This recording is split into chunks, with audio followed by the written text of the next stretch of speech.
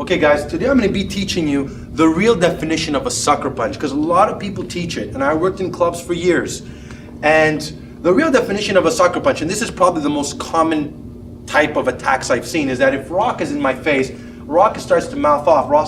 Look at this pussy. What's going on, man? You see this pussy? Right, and I'm stop. And I'm faced with Rock right now, okay? And this guy's over here, this is his buddy. Believe it or not, I'm faced with Rock, but this guy's a dangerous one. And what happens, we forget about the second and third attacker, and we focus on this guy. But what's the most common thing I've seen in real fights? This guy just turns around as I'm talking to him and whacks. Just go Gio for a punch, and boom, and you're knocked out. And I've seen tons and tons of YouTube videos and self-defense who teach sucker punch, like the guy does this stuff and the guy's talking and turning to you. This is the real definition of a sucker punch. And you could look at any attack you want in your head and, you know, block it this way, block it that way, block the sucker punch this, turn the guy that way. There's one element, and the most important one to defend against sucker punch, is awareness. When I'm faced with my attacker here and I'm looking, I gotta know, where's he moving?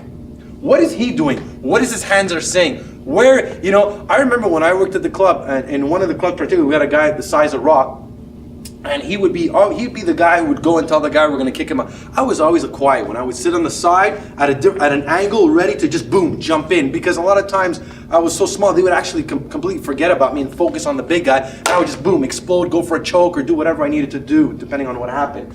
So when you're faced with an attacker, right, defense against sucker punch is what? Where's this guy? What is he doing? What is his hand? How do I place Rock in front of Gio to make sure I'm not standing here and I'm going, yeah, man, look, I don't want to fight. I'm sure we can talk about it. And Gio is moving to the side. And at any point, go Gio, throw your punch. At any point, Gio, and I get nailed. It's awareness. So what do? Let's do a little scenario, guys. Move back. Okay. Now, Rock, you're gonna come. Really, you know, be in my face, Gio. Your goal is to try to like, wait, break. Love the way you came. Good. Your goal, Gio, is gonna try to grab the back of my neck. Okay. Go. Hey man, What's come going here, on, man. Come here. What the fuck? Man? You want some of this? No, man, I really You don't want to some fight, of man. this fist? I really don't want to fight, man. Huh? Problem, you want to talk Pussy? about it? You want some of this? I don't want to talk about it. Break.